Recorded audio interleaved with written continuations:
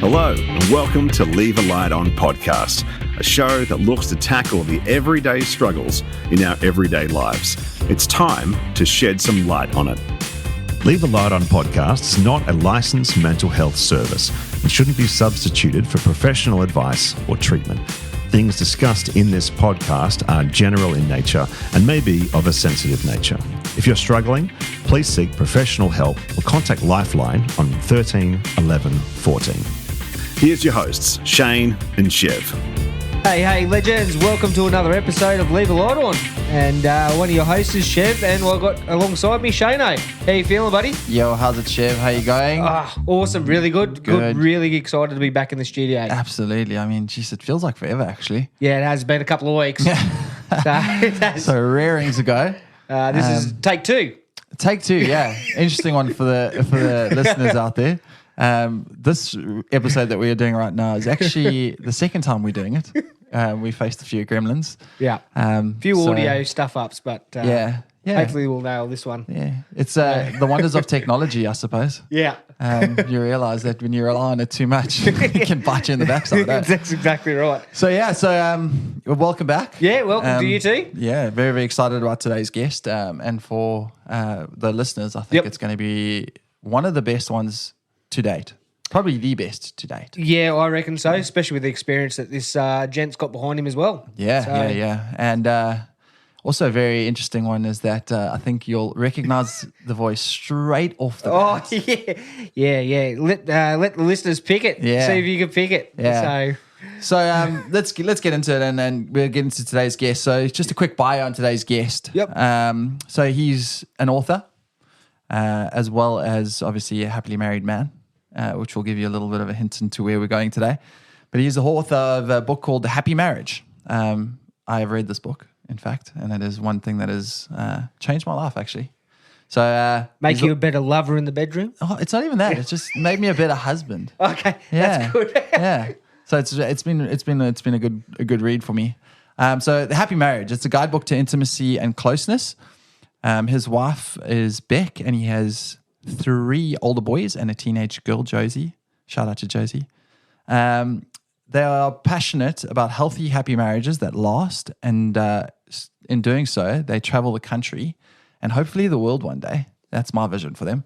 And they host workshops to married couples around the country in order to help build sustainable, happy marriages. So without further ado, I'd love to welcome the one, the only, Mr. Darren Chapman, the Love Doctor. Hey, guys. Hey, guys. That's a great intro. That is awesome. Oh, my goodness. Perfect music as well. I know. Unreal. It's unreal, Yeah. It's literally like when we were like, going to talk about happy marriages and stuff, I was like, there's got to be something like really cheesecake out there. And I was like, that was it. Like, that is good. Yeah. And it was I literally, love cheesecake. Yeah. That makes 2 of us dads. It's all right. Yeah. It was either that or it was going to be like one of these ones where you're like, Either one would have worked. Either one would have worked. Well, Daz, welcome. For those who also don't know, what we're referring to as a recognizable voice, you are also the voice of Leave a Light On podcast. Thank you very much. The outro. Yeah. Hi, guys. Yeah. Welcome to the podcast. Good to have you. It's good to have you. Thank you. It's good to be on. Yeah. Twice. Again. Again for the first time. Again for the first time for the listeners, again for us. It's really cool to have you on, and I think today's going to be a really special one, obviously, for the listeners, and we're really excited because, like you say, I think your cause that you have when it comes to of not only hosting the workshops, but obviously your vision for what you do is to create not only sustainable marriages, but happy ones. Right. And I think that's something that's so key in the world today is that when people are happy, everything around them is just happier. Right. And so it's something that I think marriages in general nowadays are not doing as well as they used to do. Yep. And so I think you hold a very key space. So thank you. Wow. Congratulations, sir. Thank you. To you and your wife, obviously, Beck, who does this with you. Oh, she's incredible. But obviously, we've just got you on here as the face of the happy marriage. I've read your book, as I said. Great. And it is amazing. I say it's amazing not because it's a lot like of in-depth knowledge. It's really simple and easy and relatable, which is what I really, really liked about it. Because sometimes we can read a book and it can be extremely powerful in terms of its knowledge and, you know, what we're trying to intake in it. But it can also be a lot of intellect sometimes that can very much go over our heads. And therefore, a lot of the message gets lost. So what I really liked about your book is, like I said, simple, easy, relatable. So tell us a little bit about, obviously, the happy marriage, about you and what you do. Sure. And let's get to know you a little bit. Yeah, awesome. Well, like you said, Darren, married to Beck for 26 years. And whoa. We can't just brush over that because 26 years nowadays, that's big. That's not bad. Yeah, That's big, yeah. Especially in this day and age. Yeah. Hey, that's big. And people, it's funny because people say to us, like, are you guys happy? Like, you wrote a book called The Happy Marriage. Like, are you guys happy? And I'll be like, we're happy most of the time. Well, and I think that's a pretty good bar. Yeah. Like, that's okay. I think it's unrealistic to think that you're going to be happy all the time. Yeah, it is. Because we're human. Yeah, exactly. Absolutely. And it's one of the things actually my wife and I talk about every now and again is like, for us, we want to have more happier moments than unhappy moments. And for us, if we can have more happier ones, then we're winning. Because obviously the more happier we have, the better life is and the more we enjoy it. Totally. And the more we enjoy our marriage. So that's kind of the goal. True. So I called it happy marriage because that's what we're all after. But truly it's about health. Oh, yeah. It's really about a healthy relationship because health brings joy. Like health brings connection. Health brings intimacy. Health brings, you know, like if we have a healthy relationship, there's a bit of robust, you know, conversation that happens in there. And that means we're landing on the same page more quickly. We're able to really connect and talk. Like when a relationship is healthy, it'll be happy most of the time. Absolutely. So, yeah. But wrote this book, released it in 2021, got a chance to speak at a conference in Hobart about it. And then since then, you know, it's kind of taken off a little bit. We just got our first inquiry for Europe, which is crazy. We're like, great, let's do that. What a great idea. Yeah, don't mind if I do. That's crazy, yeah. Which is awesome. nuts. Congratulations. Thanks. That's that like the goal is to practically help 1 million marriages. Jeez, 1 million marriages. I know that sounds way out there. But at the same time, it's still think big. Yeah. Think big. Right. Like I have 100,000 followers on TikTok, which means 100,000 people have already gone, oh, that guy's got, I kind of like that thing. Yeah. You know, now and doesn't mean anything, but it's interesting. Well, if you think about that, I mean, the stats of that, you just got, if they tell 10 people, there's your 1 million people right there. Right. So it's not far off in terms of the aim. Sure. Absolutely. So, I mean, amazing, and congratulations on obviously the Europe side. That's we'll see if that happens. But I mean, let's hope. That's still a big step, but it's massive. Yeah. I mean, not many people can say obviously that not only is their book, but their passion is taking them overseas. So congrats. Sure. Yeah. Thanks. And that also then shows the impact that the book is having. Yeah. True. True. Because so it was a couple in Sweden who read my book and said, "Oh, we've been in touch with a whole bunch of," because most of the workshops we do are in churches. Yeah. And they just gather a whole bunch of their married couples and, you know, we'll do like a 2-hour, kind of 2.5 hour kind of workshop, which is so fun. Yeah. But, you know, a couple in Sweden are like, hey, we've got a whole bunch of guys over here that want you. Yeah. I'm like, cool. Let's Sorry, I'm already married. Yeah. They want you both to come. But like, that's by and by. And maybe that'll happen. Maybe it won't. But yeah, like our goal is just to help couples have healthier relationships, and that's going to translate to more happiness. Absolutely, right across the board. Yeah, in your relationship. So that's good. That's so good. And I liked what you said. Obviously, that happiness then relating to health, because it is. I mean, that's why people go to gym. They release the dopamine and the serotonin and everything like that, and obviously you're happier from that. So. It's very relatable in the fact that you're saying healthy marriages lead to physical health at the same time. Yeah, for sure. And I think, if we wanted to keep the whole book and the whole happy marriage stuff super practical, like you were saying, you know, like it's not just concept. Yeah. It's like, let's break it down. How do we love each other better? How do I How do I listen longer than I feel like? Like how do we do conversation and connection and sex? And how do we do these things better? How do we do life together? What are we building? Where are we going? Yeah. And what are we establishing along the way? Yeah. And what kind of relationship do we want? Yeah, absolutely. Which is so key because I think, which we'll obviously get into now, but just before I think we continue, we obviously use the term marriage quite a bit, obviously throughout this podcast that we're going to be talking today, and your book's The Happy Marriage. But I think for listeners, this is not only about marriage. This is about relationship in general. Yes. So we're romantic talking relationships. Yeah, we're talking about happy marriages, but we're also talking about happy relationships. That's so whether exactly you're right. married or you're in a long-term relationship or even a new relationship, this is something that I think would be key and beneficial for you to develop and grow, however that looks for you in that space. So I think let's look at relationship in general nowadays and marriage, the concept of marriage, because it's for me personally, I feel like it's changed a lot over the last couple of years. Let's discuss what marriage looks like to you. The concept of marriage and obviously the traditional side of things and what marriage looks like today. Look, I think I'm probably a fairly traditional guy when it comes to what marriage is. The outworking of that, I think, needs to be, I guess, modernized to current culture. Yeah. So I think like marriage is for life.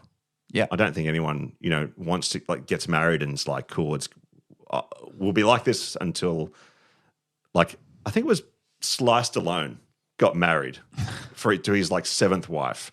And in the vows, it said, essentially, I'll be with you until we don't like each other anymore. Oh, wow. And I was like, okay, that's interesting. But no one gets married thinking this is just for a couple of years. We want it to last. We've fallen in love. And I think marriage is for life.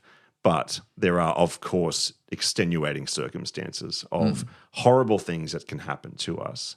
And sometimes the marriage doesn't survive those things. Yeah. So I think it's great to have this ideal and this goal of marriage for life, but with the understanding that sometimes things get funky, sometimes things happen to us, and sometimes we make extremely bad choices that can explode the relationship. I don't think that any marriages can't be saved unless there's, for example, stuff like domestic violence where the perpetrator is unwilling to change or where there's an affair and the perpetrator is unwilling to change.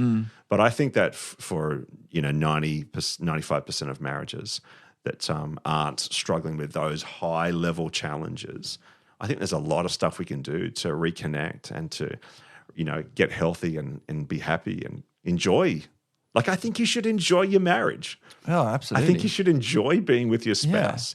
You shouldn't be like trying to get into the other room to be on your phone when they're in that room on their phone. Like, I think you should enjoy being married. Yeah. Especially when you shell out a heap of money on a wedding too. You know what I mean? Totally. Yeah. The wedding industry is a multi-billion-dollar industry. That's right. Yeah. And most people spend more money on their marriage, on their wedding, than they do preparing for their marriage. Okay. Yeah. Like the actual relationship. Yeah. Yeah, okay. Because we kind of jump in going, yeah, we love each other. That's going to be great. And then we, Yep. block heads and we're like, Yeah, because I've heard This is some weird. stories, man, that people spend up to probably more, but like hundreds and thousands of dollars. You know, it's like one day. Anyone It's spending like- it's- anyone spending hundreds of dollars, please come see me because I would love to chat how you got that right. Because I didn't get anywhere near hundreds of dollars. I got thousands of dollars. hundreds of thousands. no, he means hundreds of thousands. Hundreds of thousands of dollars. Like, The cheapest wedding I've ever Sorry. heard of my life. sorry. $10. Go to Vegas, mate. Yeah, the wedding chapel, we get a free holiday. So, no, but hundreds of thousands of dollars. I've heard, and that's just crazy. Like, Totally. So- But it's the relationship that is sustained. Yeah. Or you want to be sustained over the years. And the average couple takes 6 years before they see therapy with a 6 problem. years. Wow. 6 years with a drama, a problem, before they reach out to therapy. A marriage counselor or a That's a marriage heck coach. of a long time. Yeah, it when you is. think about the average length of a marriage in Australia, Right. and then you say, I think we discussed this, it was was it 22 years or something like that? Was the average length of a marriage in Australia? I don't know. It was somewhere around there. That different stats here, 20 years or something was the average length. And I remember it had changed slightly. But when you look at 6 years, that's like a quarter of that marriage. You are holding on to something Right. that potentially could have been solved years before. Yeah. So true. Because how true. often is it that when you do speak your problem out of your head, Yeah. that ultimately not only does the solution become clearer, but that problem doesn't seem as great. It doesn't have as much hold on us. Right. That's so true.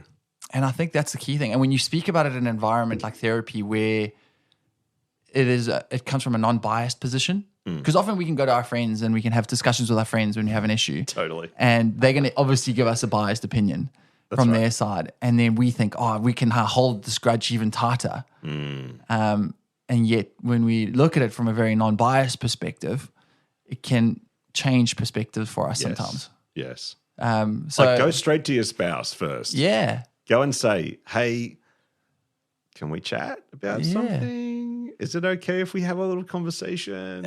And then, like, my wife will say to me, can I just be blunt? Like, that's such a helpful thing to say because now I know that what's coming out of her mouth, I don't have to take it all personally. Yeah. You know what I mean? She's Yeah, like, I don't know how to put this better, so can I just say it bluntly? And I'll be like, yeah, bring it on.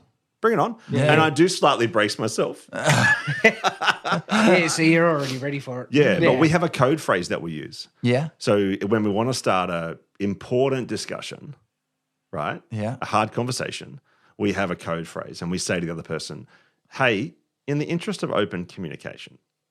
Oh, then you know. And then the other person knows, okay, this is important to them.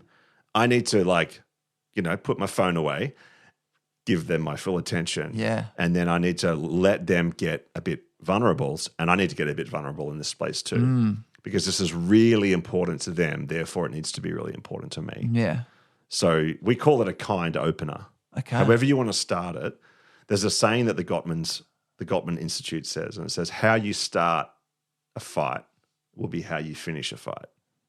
So if you start quiet, if you start calm, if you start peaceful, if you start loving and kind, that's probably how the fight's going to end. Okay. Or the disagreement. Yeah. But if you come in guns blazing, guess how the fight's going to end? Yeah. You looked at me straight away because I'm looking at both of you. There's no one else pointing out. He's saying I was looking at him. looking at me. Shane knows because I am very guns blazing kind of guy. Come in nice and soft. Yeah. I'm working on it. Bring some wine or some chocolate. Yeah, but I think, in all honesty, I think we all have moments where we can get passionate and Absolutely. heated. So, it's not. I hope you don't feel like I was looking at you in Oh judgment. no, It was we're definitely good not. mates, so Yeah. you can say what you need to. It definitely wasn't in judgment because I know from my side I can get heated. And Totally. Chantal will often say to me, Chantal will be my wife, she'll often say to me, she's like, all right, you're getting passionate. I can hear in your voice. Like you need to bring it down a level. Yeah. And that's when I'm like, I don't realize I'm doing that. Right. But that's when I realize, okay, I need to just bring it down and have just a minute just to kind of reset. Great.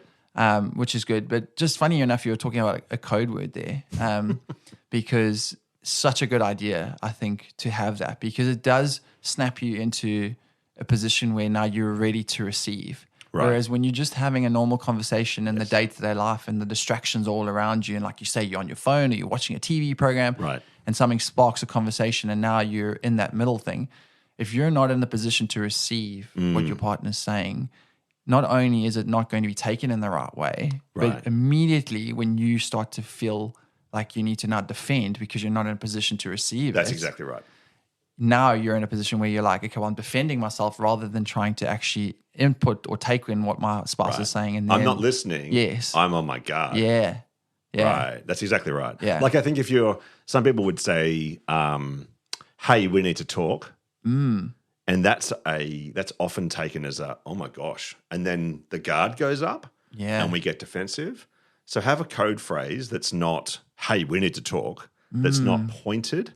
It's actually coming from this place of vulnerability. Oh, wow. And that is going to open the door like much softer Yeah. than, hey, we need to talk and you're in the wrong and blah, blah, blah. It's actually, hey, in the interest of open communication, Yeah. the other day you kind of did this thing. It was really actually hurtful, and I just need you to know that hurt me. And so we're expressing ourselves in an emotional but a vulnerable and a real way. Yeah. And guys, we can do this too. You don't have to be female to be emotional or vulnerable. It's actually an incredible gift to your spouse when you go a little bit deeper and talk a little bit, deeper about what's going on inside of you. Both genders love that. Yeah. All genders love that. Yeah. Absolutely. Just what you're saying about the my head's exactly the same. It goes straight to the bad stuff when you need to talk. Yeah. It's just instantly negative. Like I'm thinking, oh shit, what have I done? Yeah, totally. And so I know what you're saying about that. You instantly get defensive. Yes. So yeah, but I know what you're saying about that. Yeah, sorry, I was a bit too far away from the mic. Sorry, Shane. But yeah, no, 100% know what you're saying about that because my brain instantly goes, oh no, what have I done? Yeah. Then get defensive. So you want rules of engagement. Nice, yeah. Like how are we going to have hard conversations? Yeah. Like not in the middle of a hard conversation. Yeah. You don't want to ask that question. But when things are good and smooth, have the conversation. How are we going to have hard conversations with each other? Yeah. What's going to be a really good way for me to start a difficult conversation with you or with each other? Yeah. Create a code phrase that you can use or something like that. It doesn't have to be what we use, but You can use anything. totally. Funny enough, you say that because I don't know if you've watched that series called Ted Lasso. Oh, dude. Brilliant series. I love. I think I've seen the whole thing like twice now. Yes, have we? It's brilliant. But in there, you would obviously know him and his ex-partner that he has on. Sorry, spoiler alert for anyone who hasn't seen it. They used to have a code word that they used. That's right. When they were having a discussion and then they needed to tell how they were really feeling. Yeah. And they would say their code phrase was Oklahoma. And when the other person said Oklahoma, you had to be brutally honest about how you were feeling in that moment. I love that. Yeah. I love that. Because wow, that would have went down like a lead balloon. There would have been fists and everything going thrown, hadn't they? Yeah. It was Oklahoma, what are you going to say about me? that's right. Totally. But Totally. It came from the other person. So let's just say Darren and I were having a discussion and I said to Darren, how do you feel? And Darren goes, yeah, I feel great. And then I would go, Oklahoma, which means now I'm in a position where I'm saying, I'm ready to hear what you want to say. Tell me the Truthfully, truth. right. So if I got Oklahoma, Darren goes, actually, I'm not okay. Yes. And then now I'm not defensive. I'm the one who's asking the question to be honest with me. Oh, righty. I thought he says Oklahoma and he's like, righty, I'm ready to unleash on you. No. That mustache you're wearing is terrible. Fix it up. No, you know what I mean? All good. I wouldn't say Oklahoma. But yeah. But in saying that, I think if we look at healthy marriages, a lot of it is those who resolve conflict the best. Right. Because you can either run from the conflict or ignore the conflict, like we've said, with 6 years before you go see a therapist, which creates resentment, which creates chasms between each other and connection and breakages in connection. And that's where obviously you have the breakdown in a lot of relationships.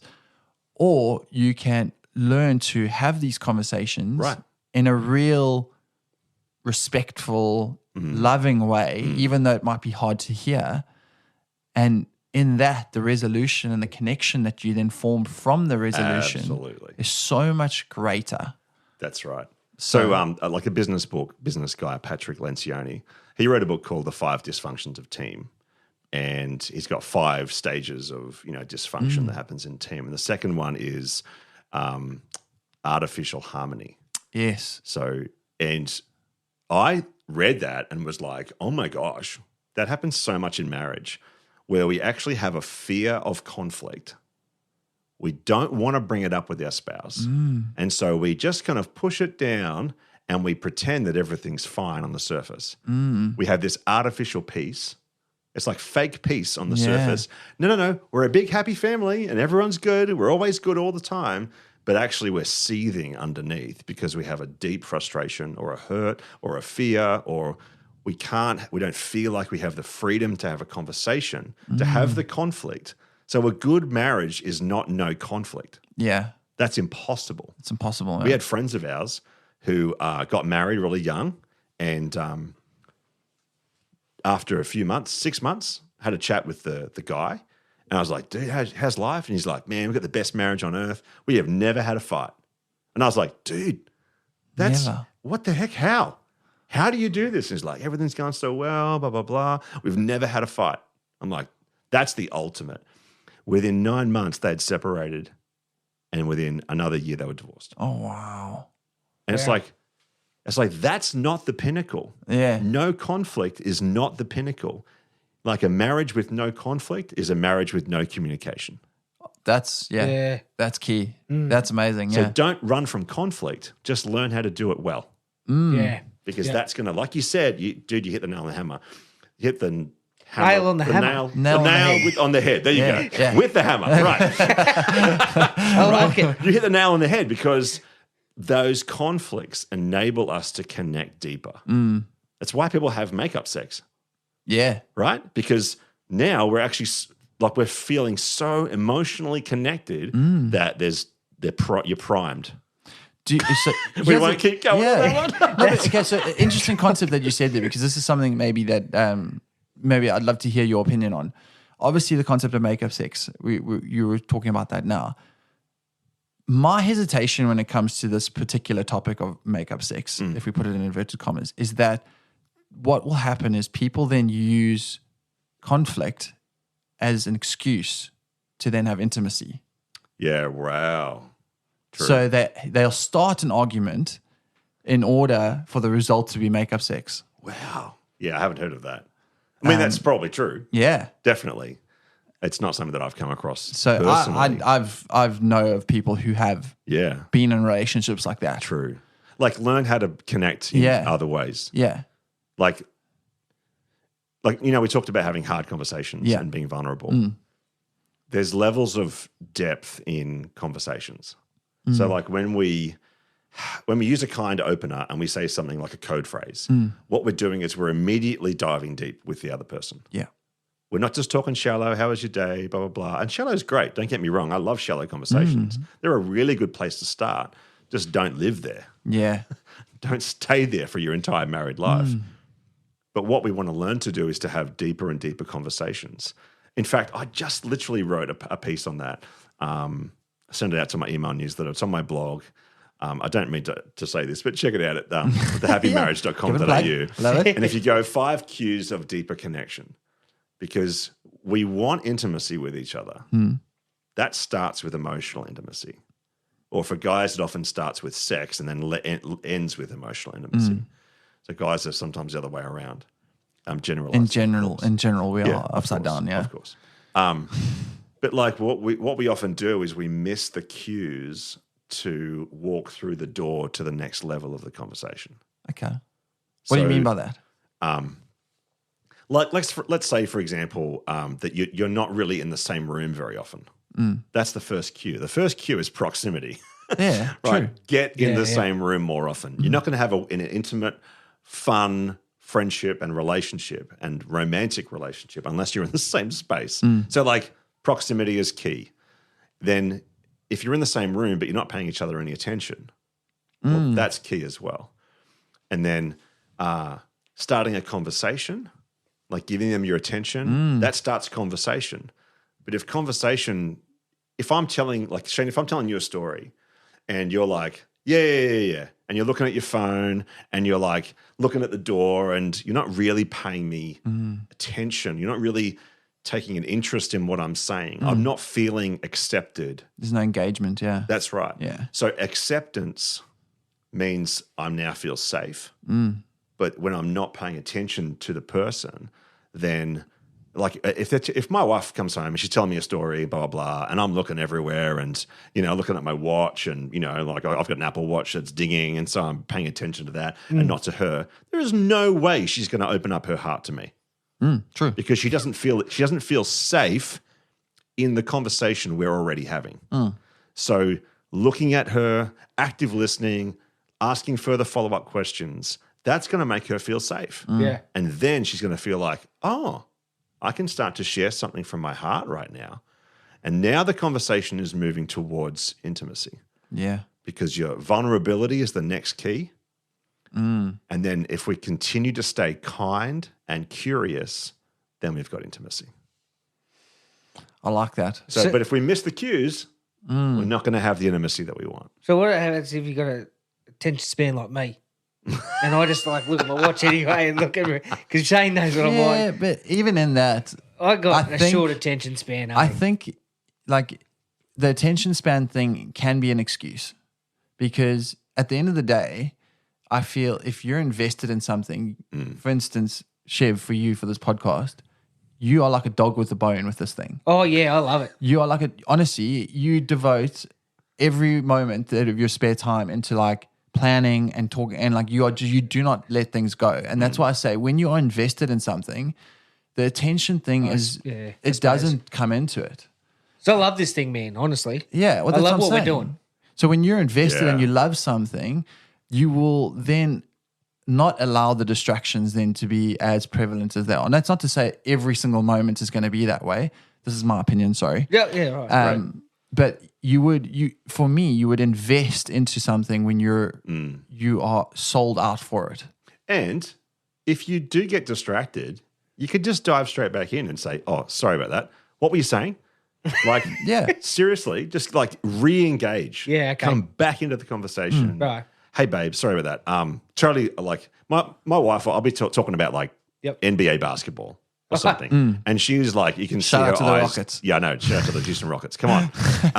And you can see her eyes glazing over because she is not interested. Yeah. Yeah, She fair enough. doesn't care, but she Yep. does care about me, Yeah. which is why she stays in the conversation. Yeah. Now, I might be telling her a story about work or the Rockets or something like that, and she'll like flake out for a while. She'll like completely zone out, and then she'll actually own up to it and be like, okay, sorry, I'm fully zoned out there. What were you saying?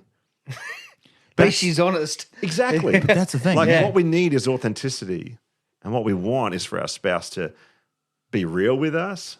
And so I think it's totally okay, man. If you like flake out and you're like, hey, look at that Yeah. squirrel over there, Yeah. and then you That's me. That's so me. and then you go, oh, like just refocus, re-engage. Oh, sorry, babe, what were you saying? I'm not easily distracted. Wow, that's a blue car. that's me, Daz. Yeah. It is. It's like I think That's okay though. Yeah. That's me. And your wife knows what you're like. That's Yeah. okay. Yeah, she does. Like she Yeah. knows it. So if you just keep showing her that she's the most important thing in the world, Yep. okay, cool. Oh, Yeah. cool. Happy days. She'll appreciate that. I liked something that you said in that as well was just the owning it or being truthful in the moment. Because often what we can do is we can like just fob it off rather than own the moment, like you say, of saying, hey, sorry, I got distracted. Right. Can you please continue your conversation because I do want to know what you're saying, rather than, we start thinking about other things that are more important in the moment. And then it's like, okay, well, this is not important to me. And then now I'm going to ignore my spouse in Yeah, this, totally. rather than own the moment of saying, hey, I got distracted. I'm so sorry. Please continue. Yeah. I do that to Beck sometimes. Like, Yeah. I'll come into like the bedroom and she's sitting on the bed and, doing something. And then she'll start talking to me, saying this long version of the story. And then I'm checking out. Like I'll like play with the keys in my pocket. I'm like find myself halfway out of the door, and then I realize what the hell Darren, what are you doing, mate? Yeah. This is the most important person in the world to you. Yeah. And you're checking out of the room, let alone the conversation. And I have to like re-engage. Yeah. I'm like, Darren, re-engage. Let's go back in. Yeah. And then I'll walk back in. Well, I don't always get this right, but I try. Walk back in, sit on the bed. Okay, then what happened? Yeah. Like I want to communicate to her, tell me more. Yeah. I'm invested in you. I'm interested in your life. I'm not just in it for the good things and all and the sex and the fun. I'm actually interested in you. So sometimes I find myself I've got to re-engage in a conversation that I've checked out of. Yeah. Okay, very interesting in terms of that. So what are some of the key principles? Obviously, I think we've discussed a few, obviously talking about conflict management. Yeah, totally. Being one, how we can resolve conflict in that. What are some of the things that you would say to a new couple coming on board? How can they start the relationship on a good foot that will then, they can start to implement things that will then see them through longevity-wise in their relationships? Look, in the early days of our relationship, we got a lot of stuff wrong, but we got a few key things right. And one of the things that we agreed was that no matter how hard it is, we're always going to talk about it. Nice. And we have it's almost like a bit of a communication agreement, sign here. It was like, regardless of how awkward or hurt or annoyed or whatever that we feel, we decided that we're always going to talk about it. Yeah. Even if it couldn't be resolved in that day, that's okay. Yeah. But knowing that we have made this agreement means that we're going to have some hard times and some difficult conversations and some awkward moments. But ultimately, we're not going to sweep stuff under the carpet and let it fester and let it build and build and build. We're going to deal with things as they come up. Life is complex, and there's so much going on, and we've got a lot of pressure and a lot of stuff happening in our worlds. Our calendars are full, and our brains get inundated with all kinds of stuff every day. So it's good to have the habit of short accounts, the habit of dealing with stuff as it comes up. Otherwise, I heard this quote the other day. Who was it? I'm just going to find it. It was absolutely brilliant. And who was it? Who said this? Oh my goodness! Now I'm trying to find. You got to give me something to say. Here we go. I wrote it down because it was super interesting. It was this quote from a guy on Twitter called Sahil Bloom. And he says, when you avoid a difficult conversation, you're taking on a debt that has to be repaid with interest at a date in the future. Oh my goodness. That is, that's pretty. So if I don't decide to talk about stuff now, it's just going to build, and I'm going to have to talk about it later. So it's actually easier to bite the bullet and just go, hey, babe, this thing happened. Can you not do that again? Or, hey, this thing happened, and Still end up with worse in the long run. Absolutely. Yeah, I know. That's absolutely. pretty. I like that. That's pretty good. Pretty it's like quote. Taking on a debt. I've got a new mortgage now, and it's this conversation that I didn't have. Yeah. Wow. So I'll worry about it later. New couples, just like you want to have things that are good habits for your future together. So like not eating in front of the TV. Yeah. Like connecting. Like rituals of connection. Like what do you do every day? Debrief the day after work. Grab a cup of tea or a glass of wine and a beer, or sit on the lounge and talk. Like just connect every single day. That's what you want to have. You want to make sure that you've got good habits in place from the get-go. Yeah. Okay. How important, in your opinion, do you feel it is for couples to share their emotional or their emotions, their vulnerable side to each other, even though sometimes we feel that our partners might not understand?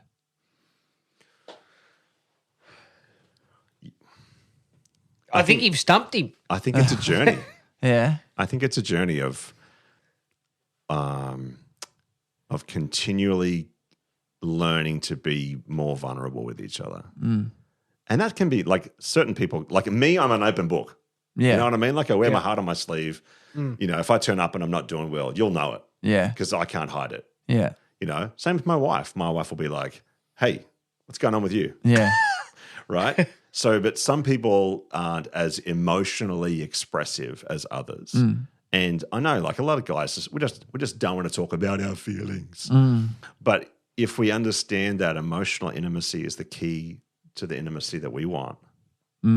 So if you understand that that's talking about what's going on inside of me is actually the doorway to physical intimacy, we'll probably be more open to it. Yeah, you're right. So, but I think that it's a journey that you take together. Yep. On slowly opening that depth of heart a bit more over the years. Again, like back to that kind of safety thing. You Yeah. know, like as we feel safer in the relationship, we are able to open up a bit more. But I know some people want their spouse to be emotionally deep all the time. That's exhausting. Yeah. That's like, whoa, hang on a minute. My wife says that to me sometimes. She's like, hey, we don't need to be at that level all day, every day. Like, let's have some fun. Let's lighten up and, maybe don't be so intense all the time. Just take a step back, Daz. Yeah. It's exactly right. Yeah. And so, but because I'm a bit of a thinker, but I'm more of a feeler. I'm expressive in my emotion. My wife is the opposite. She's like, yeah, cool, we're good. She's very steady. Yeah. Whereas I'm up and down.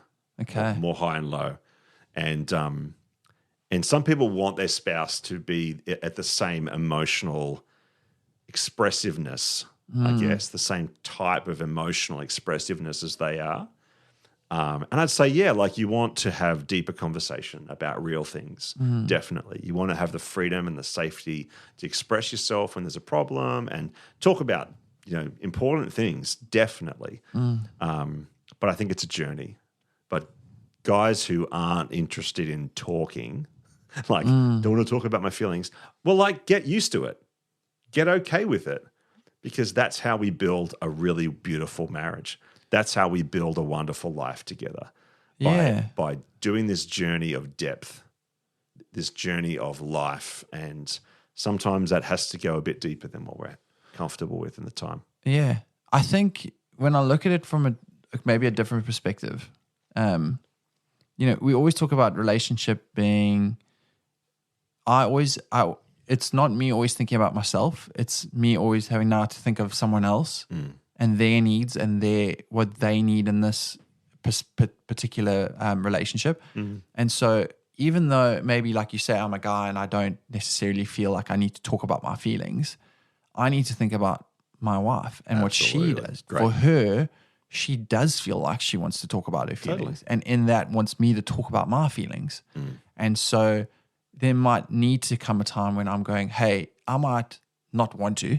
Yes. But she needs me to. Yeah, great. I think this comes back to what you asked me right at the start of the pod, and that was, what is your definition of marriage? I think marriage is, in marriage we want love, and love is not about how I'm feeling. Love is about what I'm giving. Yeah. And I think that sometimes we get married because we want to feel loved. But actually love is sacrificial. Love is service. In fact, inherent in love is not, I'm doing this so that you will love me, but I'm doing this so that you'll be loved. Yeah. So it's the recipient of the love that determines how well it's going. Yeah. So that's exactly what you said before. Yeah. I'm not married just for my own benefit. The purpose of marriage is that both of us would live to serve the other, and both of us are fulfilled in that. So Tim Keller said this incredible statement. He said, mutual sacrifice equals mutual fulfillment. So as I don't just live in this marriage to be fulfilled, I actually live to sacrifice and fulfill my wife. She does the same for me. It's this perfect blend of genuine love and generosity and giving and serving the other person, knowing that they're going to give and serve me as well. Now, it's not perfect all the time. We're human. I screw it up. Yeah. That's okay. But this is how healthy marriages work. Yeah. It's a partnership, isn't it? Yeah. Really? It's interesting, like you Absolutely. said, that whole thing of like, even though some days I might not be able to give as much, I can't remember who it was that I was listening to, but they said it's like a tennis match. Obviously one shot's going to be harder than the next. So if my opposing partner, who is my spouse in this particular example, if she hits the ball to me at 40%, that doesn't necessarily mean that I have to hit the ball back to 40%. What it might mean, if we're working as a partnership, I might have to give more because I need to keep the rally going. So I might have to give more effort. on that day. Yeah, right. I see. So I'm not matching my spouse's input on that. Right. For me, it's a case when my spouse is feeling a little bit down on that particular day, it means that I got to give more. Because in the moment when I'm feeling down, I'm going to have to give more. Well, they're going to have to give more. Yes. Sorry. Yeah. It evens itself out. Yeah. Eventually, right. yeah. So the whole analogy was like, if they hit 40%, that just means I've got to give 60%. Great. You know? I love what Brené Brown says. So she said that when she comes home, Yeah. she has a quick check-in with her husband. And she says to him, hey, I'm at such and such a percentage. She might say, I'm at 20% today. I've got barely anything to give. And he'll be like, it's okay. I got 80. We can make it. So we can good. do this together. Yeah. But if both their percentages can't match 100, then they have to have a conversation so that they don't hurt each other that night. It's like, whoa. So good. See, I love that. Yeah. Because there's an immediate, like, this little check-in. And I've coached a couple of couples to do that. You know, like there's an immediate check-in. How you doing? Look, I'm at 40%. I'm only at 20. I've got nothing left in the tank today. Okay. How are we going to get through the night still loving and supporting each other as a team without doing damage to one another? Yeah. It's just such a great concept. such a great It's kind of concept. similar to the tennis approach. Yeah. Which is so good because I feel like nowadays, and I mean this in relationships in general, people are very quick to turn their back on relationships, from friendships, romantic relationships in general, when they feel that their efforts are not being matched. To a degree, I can understand that maybe there comes a point sure. when you have to take a point. Simon Sinek put it really interesting the one day, and he talked about his friendship, and he said, I had a friend who was going through a hard time, and they would generally beat themselves up quite a bit. And I would consistently be the one that would say, hey, how can I help? How can I help? How can I help? And eventually I got to a point where I was the one who was ending up being drained all the time. And I felt like I wasn't getting any input in return. So instead of just throwing my hands up and walking away, the conversation I had with my friend in this particular instance, and this is Simon Sinek, he said, hey, mate, I love you. I understand that you're in a place where you obviously can't give a lot. I'm also in a place where maybe I can't give as much. So I'm letting you know that I'm standing right here. I will be here as much as you need me, but you need to come to me. Great. You need to be the one that actually houses responsibility in this, brings ownership, and even if you can only put 20% and come 20% towards me, Right. that's fine. But you need to come to me, because I cannot be the one who continually comes to you, Yes. because I am also a person, and I am also Right. going through my things and need input, Yeah, it's great. and I need value. And I think what that just taught me was that people can often just throw their hands up and go, well, this relationship isn't giving me any value anymore. I'm not getting the same out of it as I'm getting in, and they just walk away. And how many times have we heard of relationships that just end because people are like, well, I'm done with it now. Rather than say, hey, I'm still here, but I need to know, are you going to meet me where I'm at? Yeah, it's good. Rather than me consistently being the one that has to come and meet you, Yeah, because in a relationship, it's a two-way street. that's right. I think that's what we sign up for when we say I do. Yeah. We sign up for a consistent yes. I'm turning up for you. Yeah, 50% partnership type of thing. Yeah, I think Or it's however, both 100%. Yeah. Yeah. So, Like I'm committing to turning up for you yeah. to the best of my ability on that day until I die.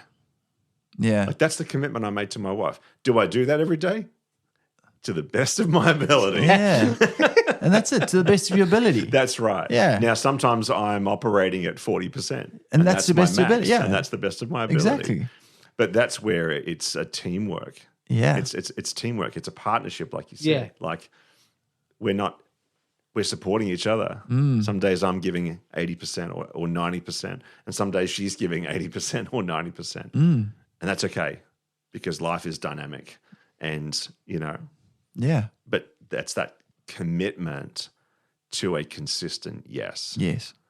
Even if it's not 100% Yeah. for me every single day. Like it's the best that I can give. Yeah. And now if your spouse needs professional help, or they need to go and see their GP and get a mental health plan, or if they need further help, then you need to empower them to do that. If they're consistently turning up at 10%, and that's all they've got to give, then they need further assistance, further help, and that can't all be on the spouse. That's also got to be on the person and on the health providers that we have around us, who can encourage us, like a counselor, a psychologist, or a GP, or medication, or whatever. Like this is a mental health podcast. Yeah. You guys are all over it. So Yeah. even though you're not professionals, Yes, and thank you. with this disclaimer there, Coming soon. coming soon. The disclaimer. Yeah. What I really like there, obviously, Daz, was like you're saying, is that I feel it's a balance between loving our spouse and loving ourselves, Great. because Right. some people go to the extremes of loving ourselves, Yeah. which is obviously a dangerous place. It leads to arrogancy, it's pride, it's me. I'm not getting enough. I'm not this. I'm not fulfilled. It's all about me. Right. And then you get some people that are all about loving their spouse. You're not doing this. You're not loving me enough. And the finger's always pointing the other way. Rather, when it's a Right. balance, True. half of it is then the responsibility is, I have responsibility in this. You have responsibility in Yes. this. And let's rather say it's how can, like you say, we talked about an investment earlier. When I'm investing in something, I want a return at the end of the day. Yeah. If something is good, you want to see the return. So in a marriage, when you're investing your time and your efforts, the happiness is the return of investment. Right. So Right. when you're happy and you're laughing and you're enjoying it and you have these memories that you cherish for the rest of your life, that's the investment and the return of investment that you get. Totally. And sometimes investing isn't easy. But when you remember that the return at the end of it is big, Yeah. Great.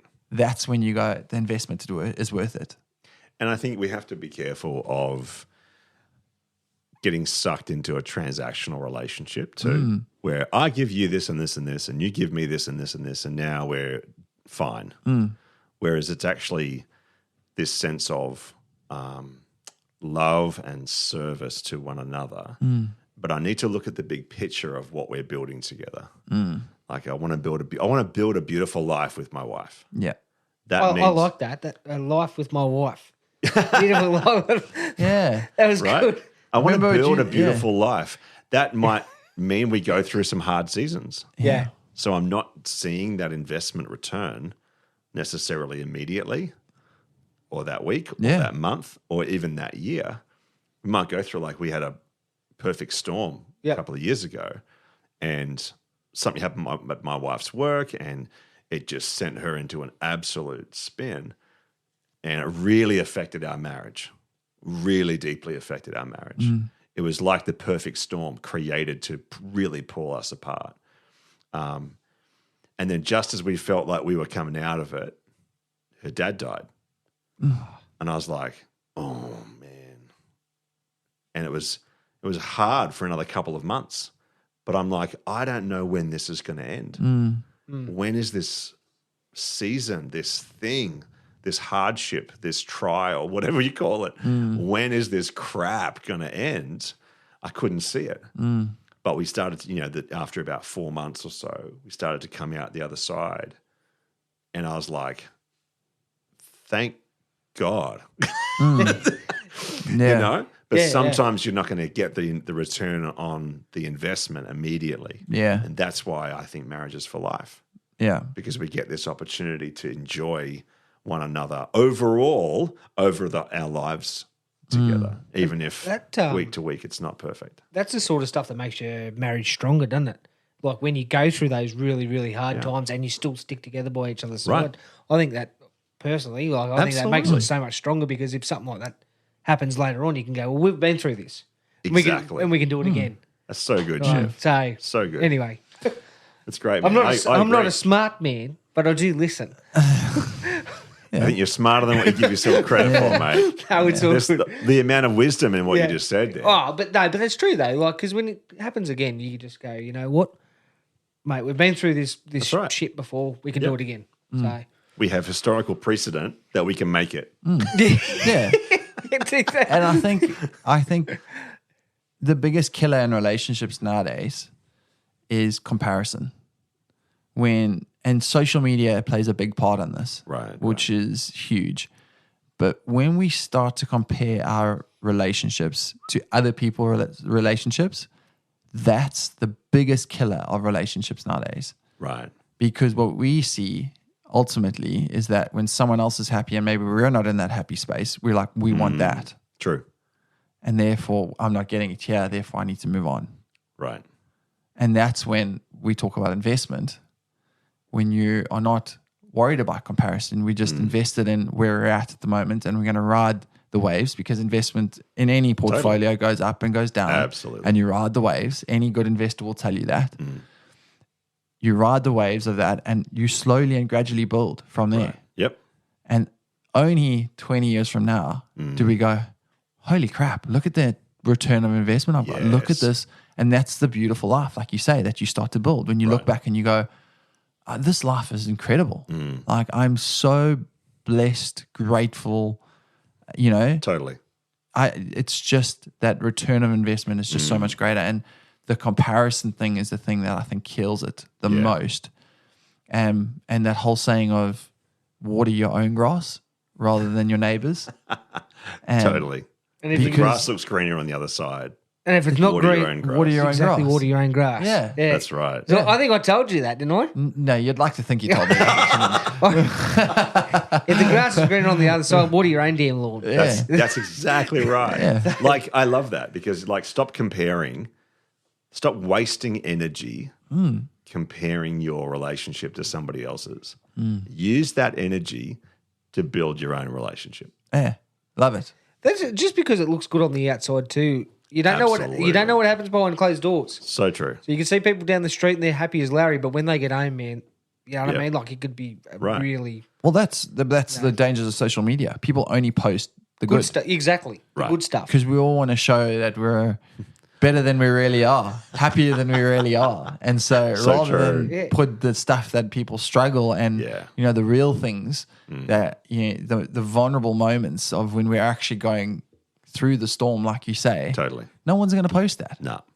Because we always want to show how good life is and how amazing we're doing and how successful we are. So true. But for me, I mean, my most successful moments have always come through walking through the fire. That to me is success. Yeah, right. Coming out the other side better, Yeah. stronger. Totally. Growing from that, you know? It's not the money in the bank, or it's not the deal that I closed, or whatever the case is. It's walking through the fire and then coming out the other side and saying, I made it and I'm better for it. Love that. So Comparison's a shock. Like, who is it? Theodore Roosevelt, the ex-American president. He said, comparison is the thief of joy. yeah. Yeah. So why do you want to just spend time comparing? Go and make your own joy. Yeah. Well, That's absolutely is he true. wrong? He's not wrong. No. You know what I mean? Good old Teddy. Definitely not wrong. Old Teddy Roosevelt. Good old Teddy. I gotta love him, man. I've got a question for you. Are you what are you just... Go, Karen. Yeah, no, I was just going to say, just a question for you. Do you think it's the good idea that people in like a relationship that are still going really strong, do you think it's still a good idea to get counselling even though they are still going strong, like to make it stronger, or do you think it's I would like, say do you know what I'm trying to say? Like, keep growing in your understanding of how relationships work. yeah, okay, because I think you've got a couple of questions there So too. you might not need a counselor or a coach unless you've got a problem. Yeah, okay. But that doesn't mean you can't invest by reading Yeah, okay. or listen to a podcast. To make it stronger, yeah. Totally. Yeah, okay. It's like, it's similar to investing. I think it was Robert Kiyosaki in Rich Dad, Poor Dad. I think he said, if you learn a principle early, you'll make money out of it for the rest of your life. Yeah. Yeah, okay. It's the same with relationships. Yep. If I learn principles earlier, Yep. I can benefit from them for my entire life.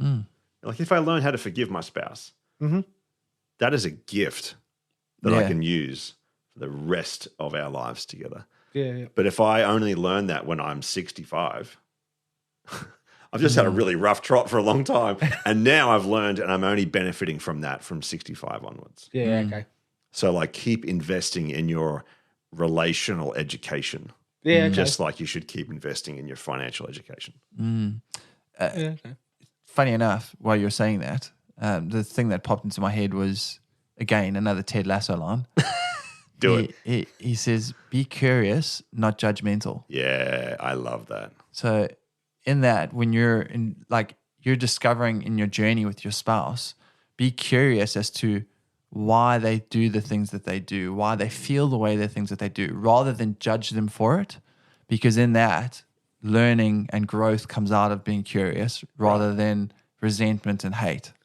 Absolutely. So, so good in what you were saying there in terms of learn it early. Because if we can learn that early in the relationship, it's only going to benefit the longevity, the happiness, the joy that we experience in that. Right. It's going to make you stronger. And like you say, I know couples that do go to counselling even though they've never had a major issue. Yeah, and That's 100% great. Shane, Do my it, for question. sure. Yeah, that's 100% my question. Because for them it's to say, well, why do wait for us to be in a negative space to learn how to deal with a negative situation before it even happens? That's why we run workshops. Yeah. And it's like taking your car for a service. You don't wait for your car to be bust before it goes for a service. That's true, yeah. Right. You That's send good. it in That's to good, maintain it and keep it going, you know? Yeah. And so what if you feel like that you're going to benefit and you're going in with the right attitude to say, I'm not going there with a resentful heart and I'm going to drag my heels every time I go there, but I'm going because I know that in me being there, I'm going to learn and grow and the relationship will then grow from that. Then why not? Yeah, that's why good. not? Do it. Hey, I just want to let everyone know, let the listeners know, and that is exactly why, Daz, that he takes the lead and I just bounce off him because I'm not good with my words. So that was pretty much the question I was trying to ask you. It was like, Totally. benefit out of obviously that. So Yeah. that's why you take the lead. I just bounce off you.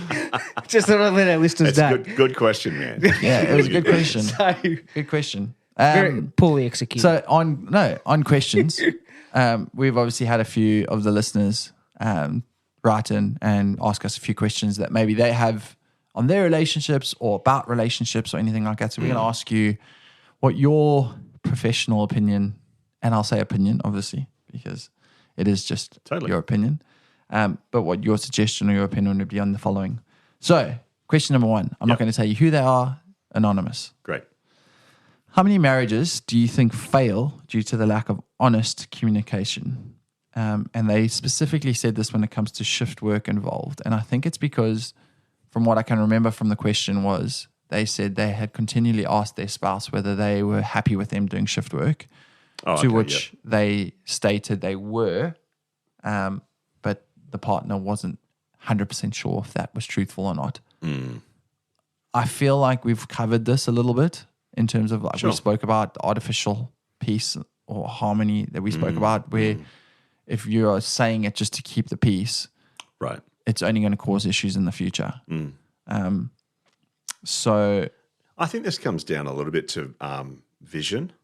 Where are you going together? Do you have a vision of the kind of life and relationship and family that you want?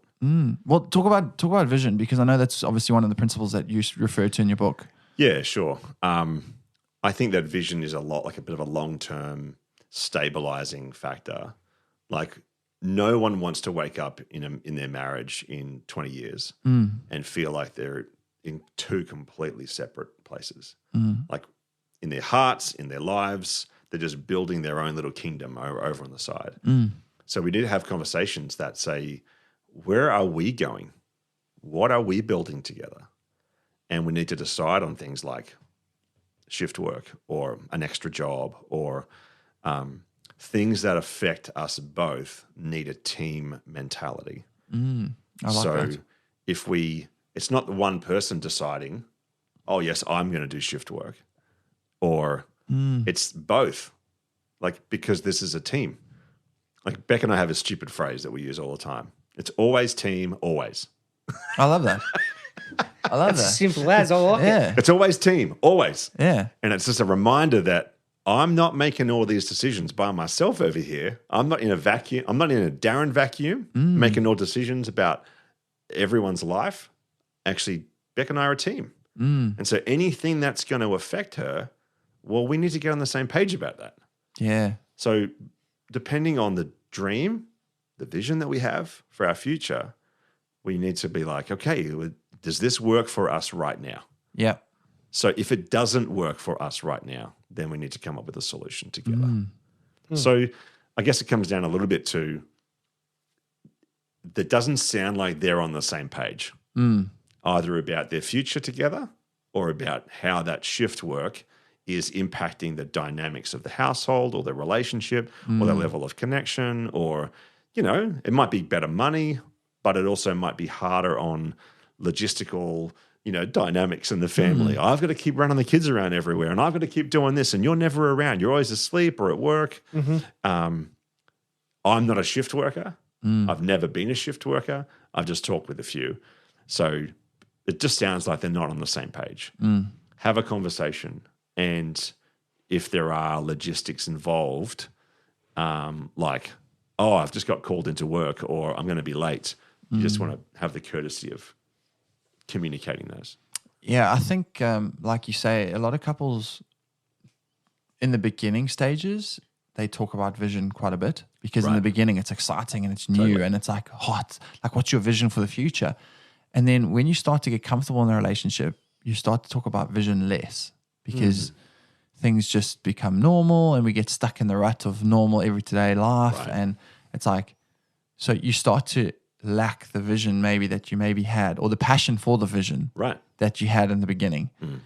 And that's when I feel complacency sets in and comparison starts to set in. Because you start to look at other couples who maybe do have that vision, and you speak to like your friends and they're like, oh yeah, this is what we're planning on doing in the next 2 years' time, and this is where we see ourselves. And you're like, holy crap, me and my partner never talk about this stuff anymore. And then you start to feel like, why? Like, oh no, like you say, when you have that lack of vision, it tends to be a very regressive step in your relationship. Put it back on the table. So start talking about it again. Yeah, I like that. It's okay if it changes. Yeah. And like you say, vision, you can have short-term vision, you can have long-term vision. And even in that, what your vision for 10 years' time is today might be a bit different in 6 months' time. Yes. But it's the communication that you have through that. That's to say, exactly right. This is maybe what I was feeling 6 months ago, but now I might feel like it's different. What are you feeling? Yes. And then being open to dialogue and communication. So yeah. Very cool. Next question. What strategies could you use if you needed some space from your partner? And this is coming from a couple who I'm guessing is living together, because they say living together. Yep. My wife says this to me sometimes. She'll be like, you need to go and spend some time with Todd or Tim. And I'll be like, okay. And it's because I'm trying to get all of my, I guess, emotional needs or all of my things, I'm trying to get them from her. So I'm not spreading out across my friends all of the stuff that I might need in terms of like friendship or mateship and connection and life and joy and fun. If I'm putting all of that into Beck and expecting her to be everything to me, that's unhealthy. Like we should have friends. You should better go and hang out with the boys, or if you're a female, go and hang out with the girls. That's great. That's awesome. Friendship is important. But if you need some space from your partner, just be honest, open about it. Absolutely. Yeah. If you want to go for a fish or I think to golf or talk whatever. about it. Yeah, talk I also about it. feel like you need to come, for whoever this is, I think you need to maybe come up with a reason of why you need the space from your partner. Yeah, sure. Because if the reason is that you don't want to be with them anymore, then a hard conversation needs to be had. But if there's something in the relationship maybe that can be resolved or needs to be resolved in order for you to not feel that you need space from them, Yes. then obviously figure out what that cause is. Yes. Are you just feeling smothered, Yes. or is there an actual problem in the relationship? Yeah, that's good. That's a good distinction. Yeah. Great. So, yeah. Like, we do need a healthy level of togetherness, but also a healthy level of separateness. I remember you saying that on the first take. Yeah. Yes, that's Yeah. Esther Yeah. Perel. Yeah. So relationship Yeah. Esther Perel. We need a healthy level of togetherness in our life, in our relationship, and then a healthy level of separateness. So, I remember you the saying question I want to ask you on this then, why is it that when people start dating, all the friendships that they have before the relationship then become like not as important? And so what tends to happen is the circle of friendships tend to shrink. Right. Because they're not investing the time that they would into the friends. And I understand, obviously, when you have a partner, you start to invest time into them, and that's great. But I do feel that sometimes people expect those friendships just to kind of roll over without any input into them. Like that friendship will just continue to be, that best friend of mine will continue to be my best friend, even though I see them once a year now. Right. So do you think there's a danger in couples, like you say, expecting their spouse to now be the be all and end all and neglecting the friendships that they had bringing into the relationship rather? Yeah, definitely.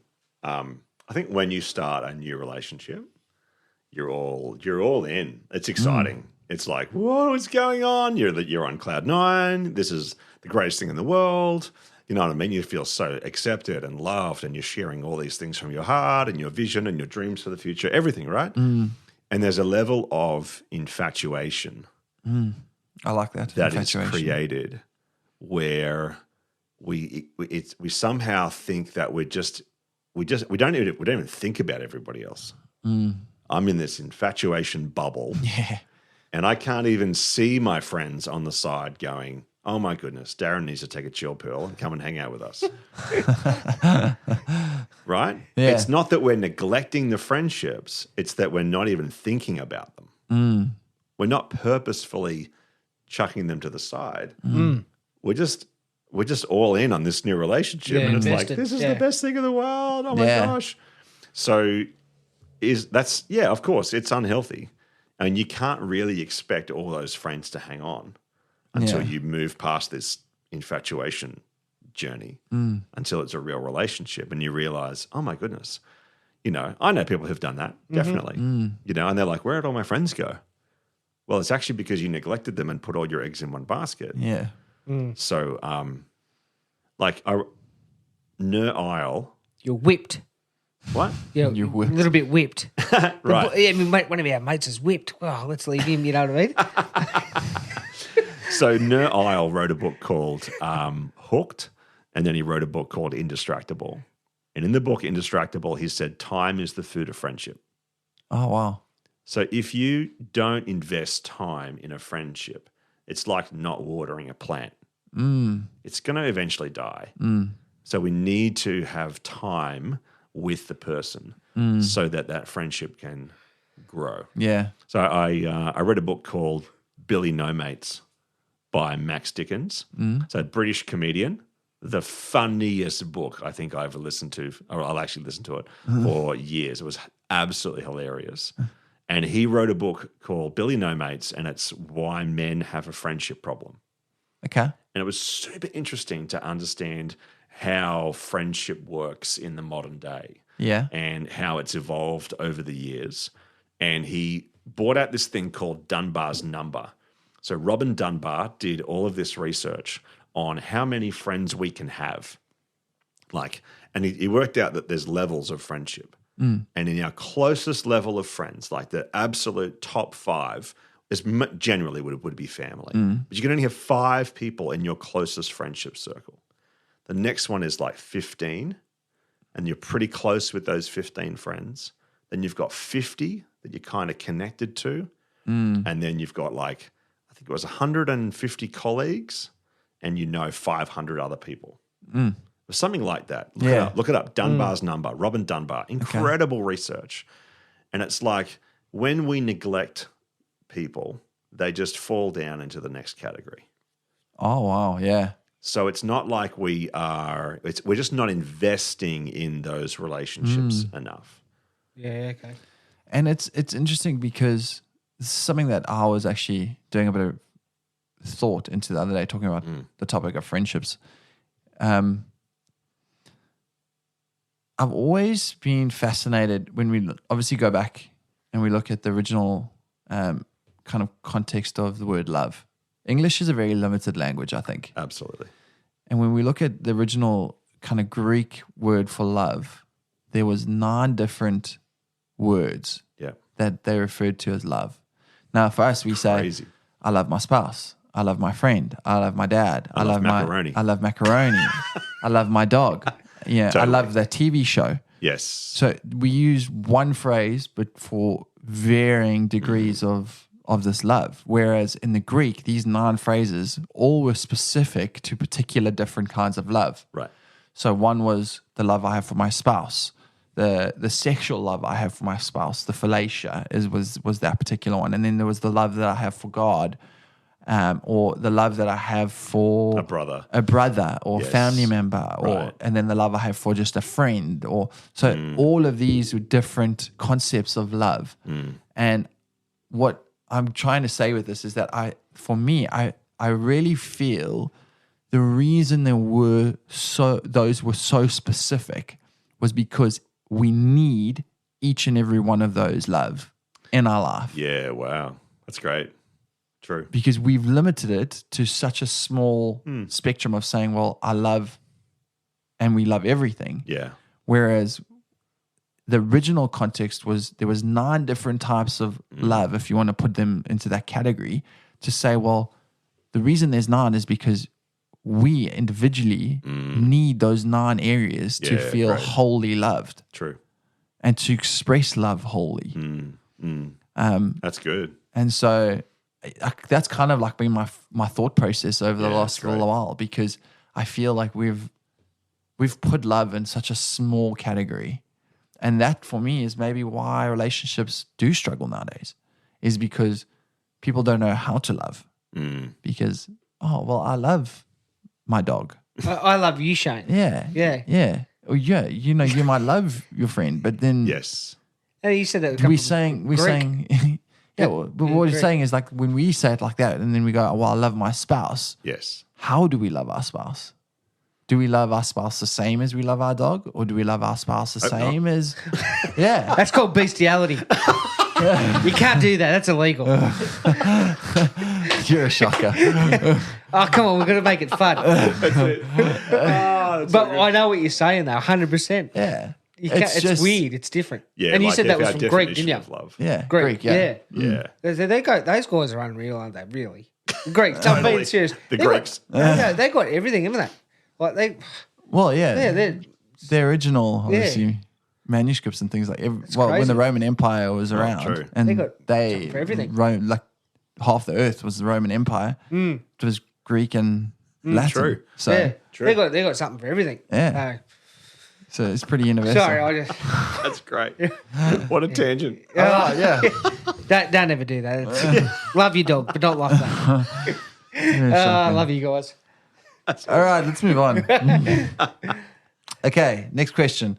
What strategies can you use to keep a healthy relationship in everyday life in and out of the bedroom?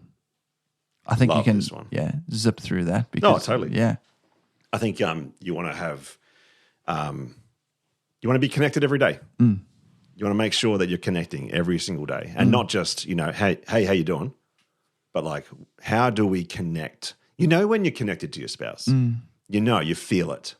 There's a sense of security and joy when you're truly connected to your spouse, and when you feel disconnected from your spouse, it's awkward. You kind of pass each other in the hallway and you're like, "Ooh, okay, hey." Like, it's weird when you feel disconnected.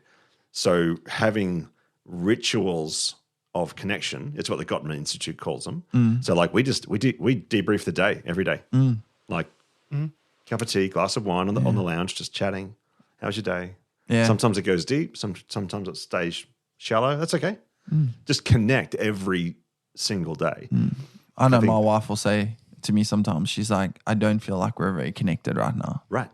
And I'm like, but why? Like, we've spent the morning together, and for me, it's saying, well, okay, she's obviously telling me that it's not, she doesn't feel like we're connected in terms of like emotionally connected.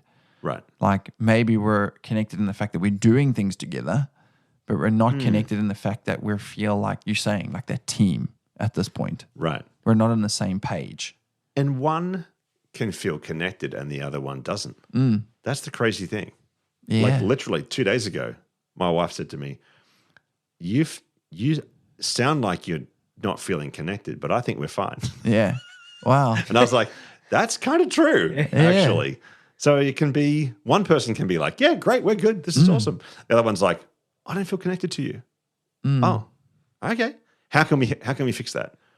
Like, what do you need from me? Like, oh, I just need some face-to-face time. Okay, cool. Let's go out for coffee. And I know one of the things we discussed before was like you're saying that intentionality, like being intentional in planning time with your spouse and, you know, doing activities with your spouse. And even if it is like, because everyone uses the excuse of I'm just busy. Life is busy, you know? Or how was your day? It was busy is the first response most people give. 90% of people give nowadays. And to be honest with you, your day can be completely normal and yet you'll still respond with busy.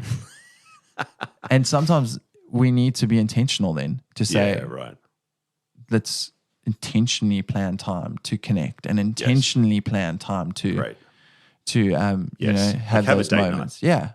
Yeah. Really? Once a week. It doesn't have to cost you anything, but go and connect. Absolutely. And don't go to the movies and then go home and call that a date night. That's not connection either. Exactly. Yeah. And I think when it comes to sex, like you want it to be regular. You want to find a frequency that works for you both. And you want to be able to describe what you need or what you want. So I think there's 6 types of sex. It's just like terminology that we would use. I don't know how explicit you want to get on this podcast. Go for it. But You're the love doctor. Go for it. And really we came up with these 6 types of sex because it's helpful for couples to have terminology that they both understand. So when like if it's been a while, like if it's been a long while and you're like, we really want to get back into this, we just call it icebreaker sex. So you're not building it up, you're not putting all the pressure on, this is not going to be the best moment of our lives together. It's just let's get naked, let's shag. Yep. And then let's have a cigarette afterwards. Yeah.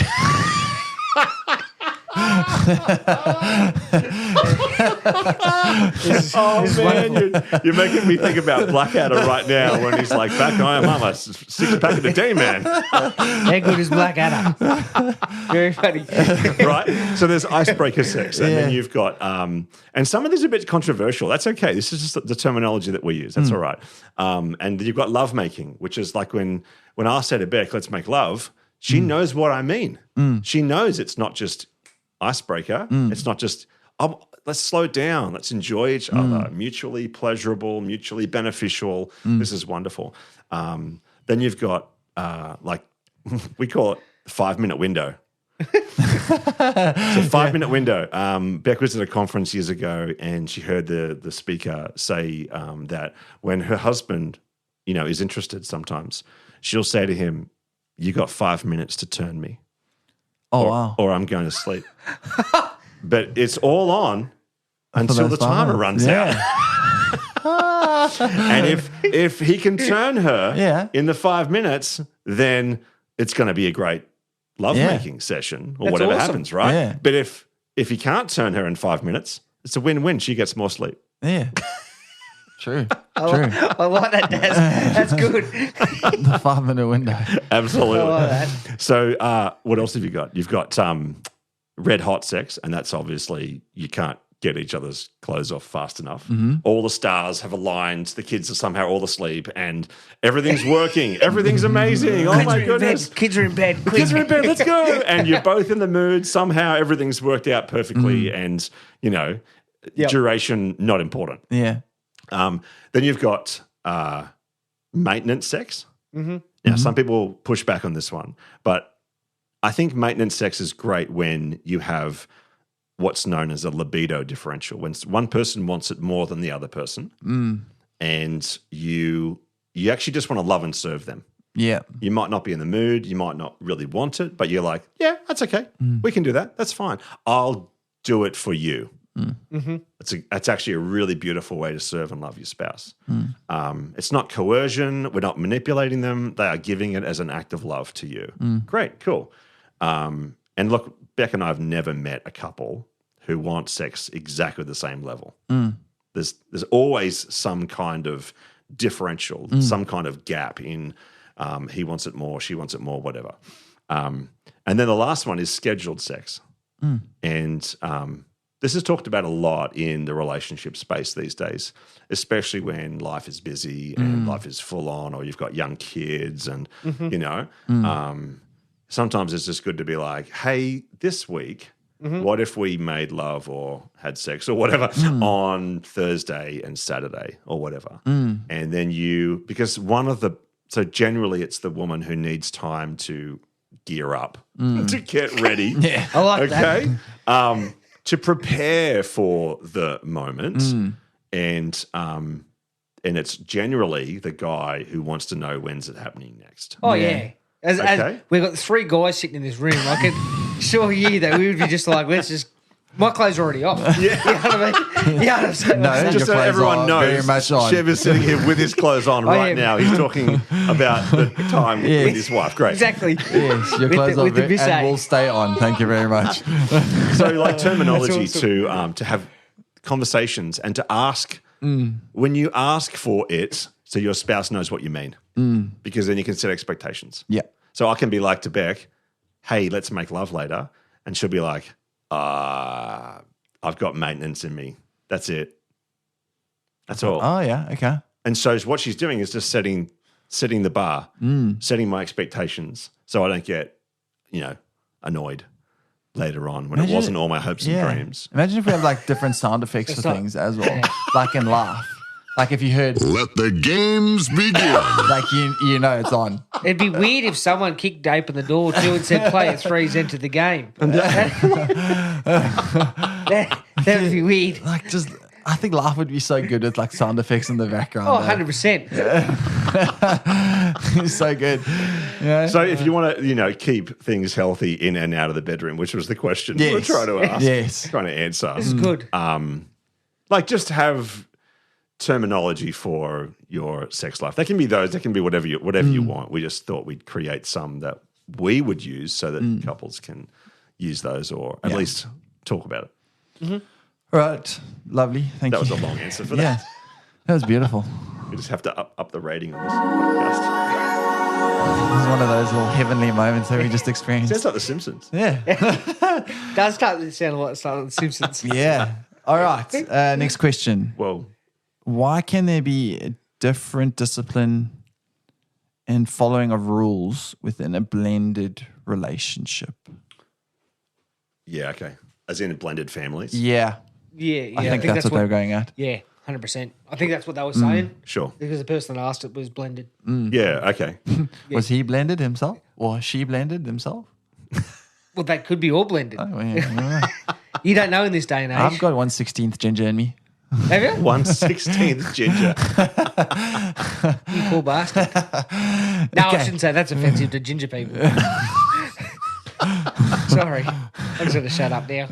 Go, Daz. We're trying to get as offensive as possible today. No, we're not. No. We are. It's all jokes. We're just having a laugh. I think in fun. blended families, you've got 2 different value systems or histories that are trying to also blend. So the things that were normal in both families are now having to try and coexist. So I think there can be a lot of challenge and tension. when there's expectations that might be different. This is how it always worked in my family, or this is how it always worked in my family. And now we're having to try and come and coexist together. And I think that's where having healthy conversation is really powerful. Like, talk about it in a loving, kind way. Try and keep it from escalating, and try and solve the problem together. You know, it's like two people fighting look like they're in front of each other, attacking each other, but two people looking at a problem sitting side by side is the way you want to see it. The problem is over here, and side by side, we're going to look at the problem together. It's not yours, it's not mine. It's just a problem that we're facing. How do we solve this problem together? Is the question you want to ask, and know that blended families are going to have those challenges. Yeah, It's funny you should say that, because I feel like even hearing you say that it's such a good conflict management thing as well. I was listening to, I think it was Richard Reeves, and he was talking about conflict in manhood specifically, in the male kind of gender. And he was saying that if you watch men, often when they sit across from each other, it's a very conflicting pose. It's a battle pose. It's like me versus you. So in that, there is the kind of softness reciprocation, if you're trying to have a very vulnerable conversation, is going to be met with a lot of hard, kind of guarded behaviors. But men are then most vulnerable when they're at bars and when they're next to each other. yes, right. And when they don't feel like someone is standing opposed to them. And whereas when you're next to them, they feel a lot more open and safe. And so they tend to be a lot more less guarded and a lot more open to conversation and vulnerability in those spaces. And it was quite interesting because, like you say, rather than standing opposed to each other when you're looking at those different beliefs or different standoff points, rather than it's like my opinion versus your opinion or my belief versus your belief, it's rather to say, well, there's the belief. How can we work together to say, let's use yours and mine and make our own? Yeah. Rather than one has to be better than the other. That's good. So, and I think the way towards resolution is it's compromise, it's flexibility, it's seeing and understanding the other person, rather than just attacking them because they're different or because how they're acting is affecting you. Learning how to listening to truly understand and asking questions to truly understand the person and why that is a value for them or why that is important to them. That's going to garner in you compassion and help you to be flexible in your approach. Yeah, very cool. So I think that tackles the blended family question. And then we'll move on to the last question for today. Do you think that relationships/marriages counseling should be openly used and talked about more commonly, even if the relationship is still going strong? I think I asked that question before. Yeah. Sorry, yeah. Okay, so that was thrown into the mix there. Yeah. Then I'll end off with this one. What do you think is the biggest key factor for people nowadays to develop strong, healthy, long-lasting relationships outside of friendship, for instance? Let's throw friendship in there in general, because I feel like relationship can be, what would you say is the biggest key or factor that you would give, or bit of advice? I mean, it's going to sound obvious, but priorities. That's what we were talking about earlier when we were saying, you're saying like I get distracted often. And you were saying, Yeah, sure. Your like priorities prioritizing each other. Like truly. Like this is the most important person in my world. Or as a friend, this person is important to me. And that means that we reach for them. So like reaching for a friend might be like, hey, let's do coffee on Friday. or reaching for your spouse might be going and sitting next to them on the couch and not having your phone on you and starting a conversation. Yeah. You know, like it's how we reach for people and it's how we respond when they reach for us. Yeah, that's so nice. So if we are prioritizing them, we are responding when they reach and we are choosing to reach. Yeah. Well, that's powerful. Can I just throw a question in there as well? Go for it. Yeah. And this is honest truth. I want to know just your opinion, Daz, on. And I was thinking about this throughout the podcast as we've been talking. What are your thoughts on the new age, like people jumping on like dating sites compared to meeting in like the old school way? You know, do you think that's got an effect on relationships nowadays? Like, you know what I mean? Like you meet online where, Sure. like back in the day, Yeah. I met my missus at the pub. Yeah. Do you know what I mean? Like we had a few drinks at the back, you know, that was, sorry. Yeah, but you know what I mean? Like, yeah, have a few drinks at the pub. Or do you think that's got like a bit of an effect on relationships nowadays? I'm just asking your It's a opinion. good question. To be honest, I don't have a lot of experience. Yeah. I mean, like we got together 28 years ago, married for 26 years. Yep. We do speak into that single and dating space a little bit. But I think it's if you know who you are and you're looking for the right things, I don't think it really matters. Yeah, okay.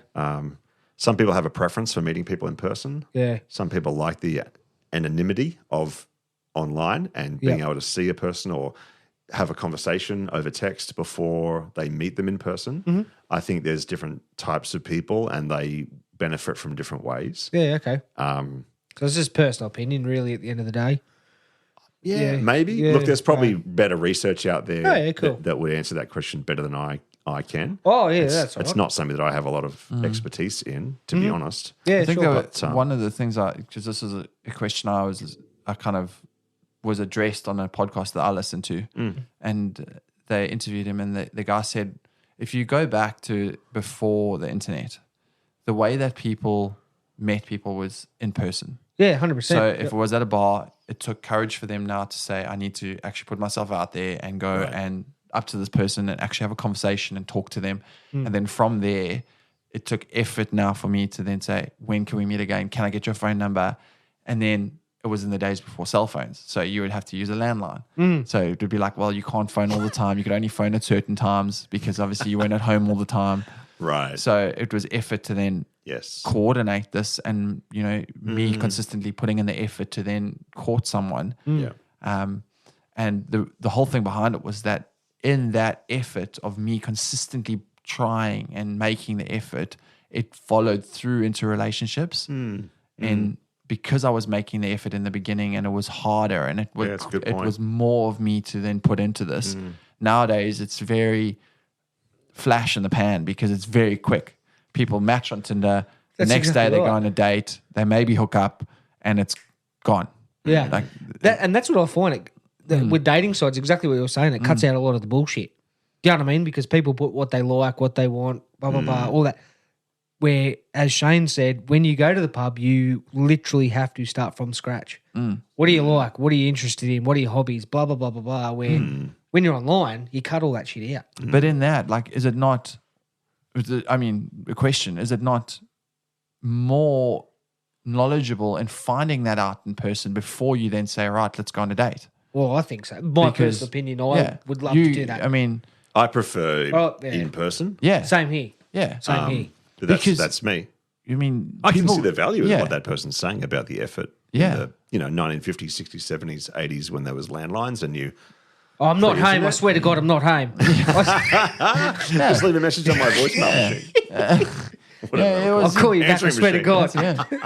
yeah. Totally. But yeah, it was a lot That's more a effort. good point, though. Yeah. I like that. And so when you put the effort in the early stages, it transgressed all the way through the relationship. Right. There's pursuit. Yeah. There was intentionality in the beginning, Right. and therefore the intentionality then progressed I through. love that. When there's consistent pursuit of each other, there's the basis for a really great relationship because we're not letting it, we're not taking them for granted. We're not just like, yeah. Yeah. Yeah. And it was my wife.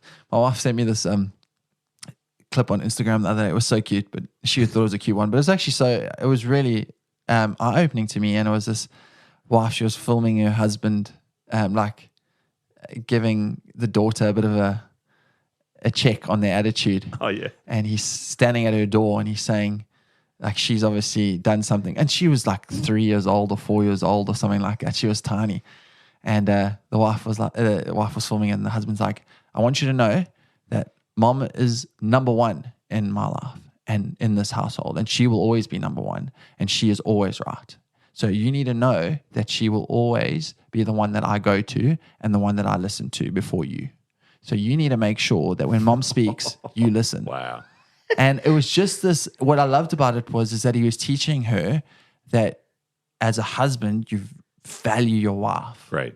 And even though you have a daughter, like I hate when people think like when they have a kid, like that kid becomes the priority. The world. And it's beautiful, like to have a child. Don't get me wrong.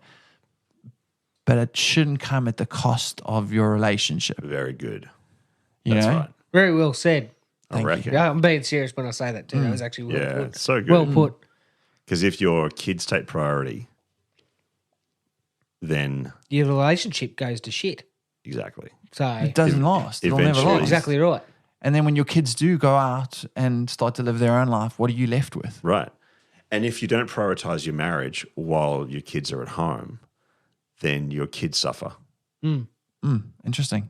because then you have a very fractured or disconnected, or you blow up the whole marriage because the kids are exhausting. They take a lot of time and energy and love and money and all that stuff, definitely. But if you don't prioritize your marriage, it's going to affect your kids in a negative way.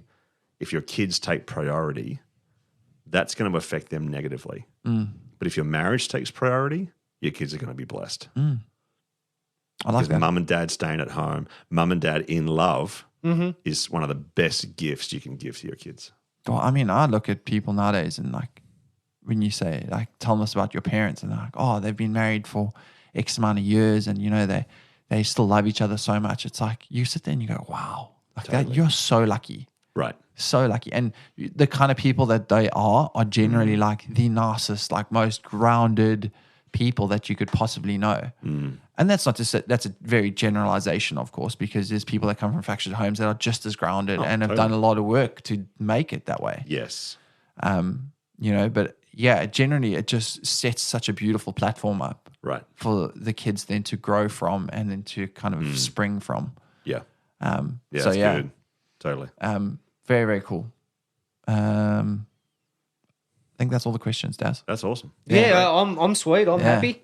So We covered a lot. covered a Yeah, we lot. have. We Yeah. have.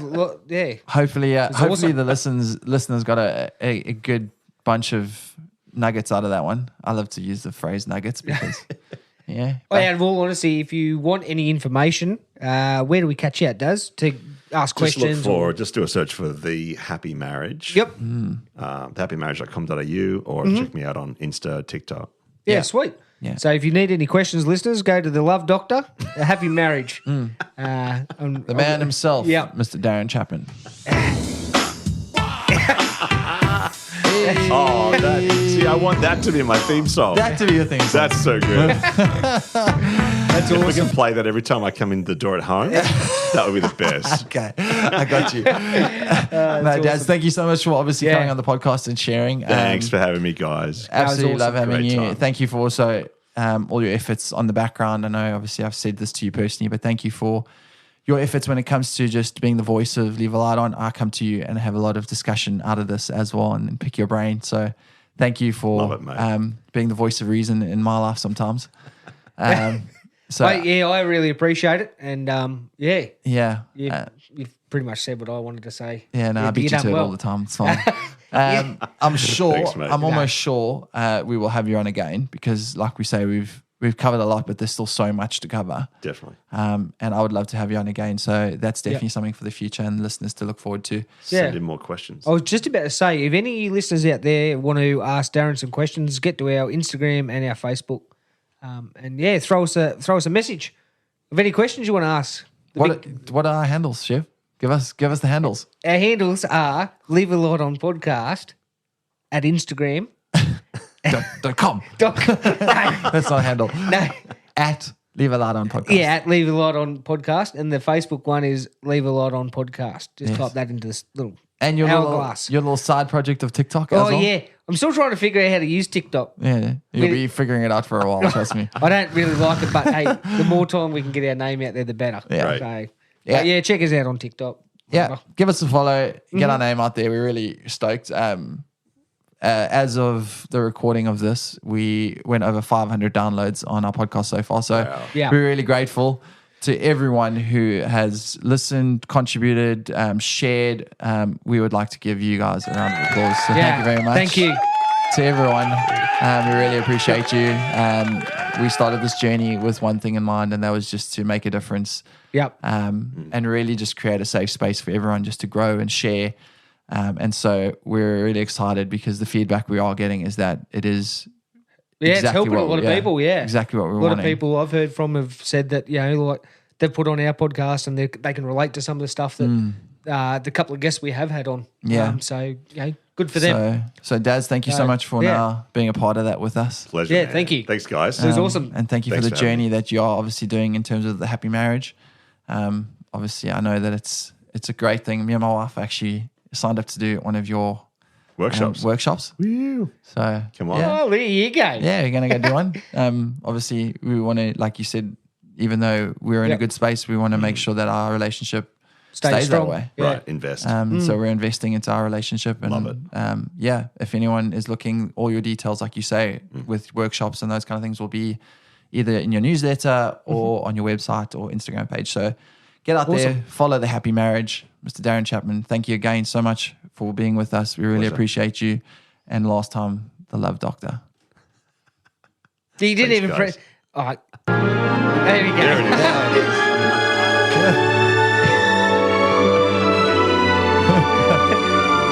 I'm waiting to see like two people run up and like hug each other. And he's got the height when to you call me a enter the child. He's got the height to say I'm immature.